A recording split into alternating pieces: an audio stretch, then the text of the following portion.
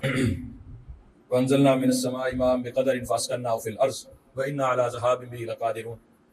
اللہ تعالیٰ کا نظام ہے موسموں کی تبدیلی، سردی گرمی، برسات خزاں، یہ بارشیں خشک سالیاں، یہ اللہ تعالیٰ کی کائنات کا نظام ہے۔ ہم جانتے ہیں کہ دنیا گلوبل وارمنگ کا شکار ہے، کلائمیٹ چینج دنیا کا اس وقت سب سے بڑا مسئلہ ہے۔ قریب 2022 میں ہمارا پاکستان پورا ملک بہت بڑے سیلاب سے دوچار ہوا، اور اس کے بعد 2023 میں ہی دنیا میں بہت سارے ایسے فورم بنے جو ممالک اس بات پر سر جوڑ کے بیٹھے ہیں کہ بھئی یہ جو سارا موسموں کی اتنی بڑے پیمانے پر تبدیلی اور تغیر ہے، اس کا کیا کریں۔ کم از کم 100 ملکوں نے اس بات پر دستخط کیے ہیں کہ ہم اپنے ملک میں کوئی درخت اب سے نہیں کاٹیں گے۔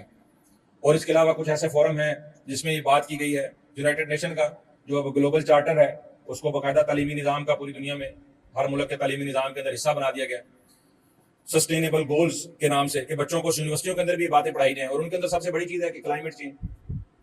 تو بھائیو، یہ جو درخت ہیں، یہ جو نظام فطرت ہے، نظام قدرت ہے، اس کو ہم نے آج خود بہت زیادہ چھیڑا ہے، اس کو برباد کیا ہے۔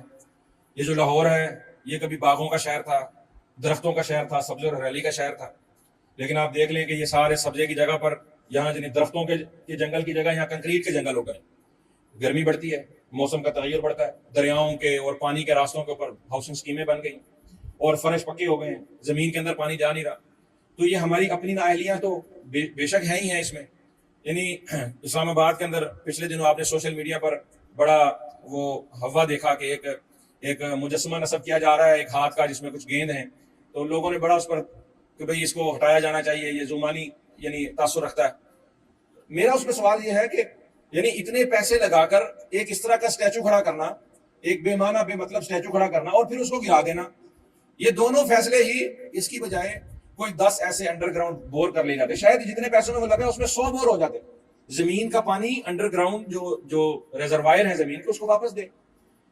جتنی ہم نے کنکریٹ کی سڑکیں بنا لی ہیں، پانی برستا ہے، بارشیں برستی ہیں، یہ پانی سارا اکٹھا ہو جاتا ہے، زمین میں نہیں جاتا، کچی مٹی چھوڑی نہیں ہے نا۔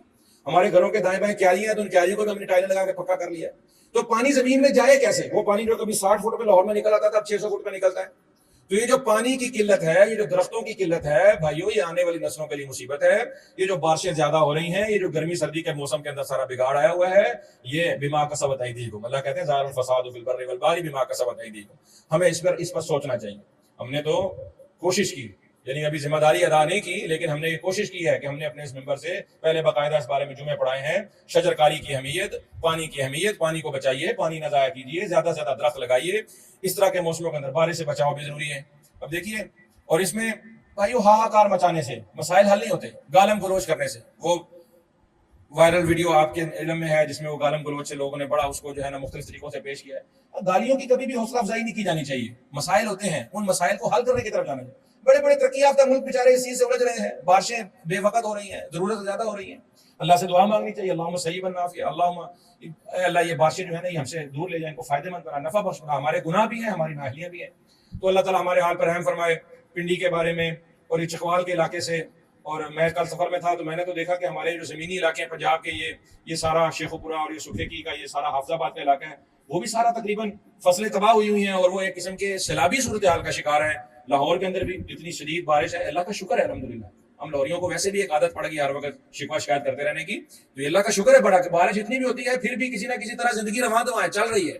ابھی تک وہ صورتحال نہیں ہے کہ بڑے نقصان ہے، لیکن بہت سارے لوگ اموات کا شکار ہوئے، 150 کے قریب لوگ فوت ہو گئے ہیں۔ بھائی کئی ایسے میرے پاس ایسے کئی لوگوں کے میسیجز ہیں کہ سلوی صاحب وہ میرا کار کا فرش بہ گیا ہے، میری چھت ڈگ گئی ہے، میرا کندھ ڈگ گئی ہے، بار پانی آئی جا رہا ہے، ہماری پوری کی پوری منزل ڈوب گئی۔ لوگ بیچارے بڑے متاثر ہیں، تو اللہ تعالیٰ ان کے حال پر رحم فرمائے۔ اللہ تعالیٰ سے ہمیں پناہ مانگنی چاہیے، صبر اور شکر کا مظاہرہ کرنا چاہیے، اور ہماری حکومتوں کو چاہیے، ہمیں خود بھی چاہیے۔ ویسے تو ہمیں اپنی حکومتوں سے ایسی امید ہی نہیں ہے کہ وہ عوامی فلاح و بہبود کے کام کریں، وہ کام کرتے ہیں جن کاموں سے ان کو ووٹ ملے، ان کو عالمی پذیرائی ملے، بڑے بڑے قرضے ملیں۔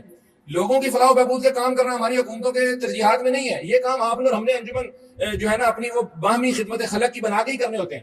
تو اپنے محلوں گلیوں کے اندر اپنے گھر بناتے وقت جب آپ زمین سے پانی نکالیں تو ایک ایسا بور بھی کریں جس میں آپ بارش کا پانی اور فالتو پانی زمین کو واپس بھی دیں۔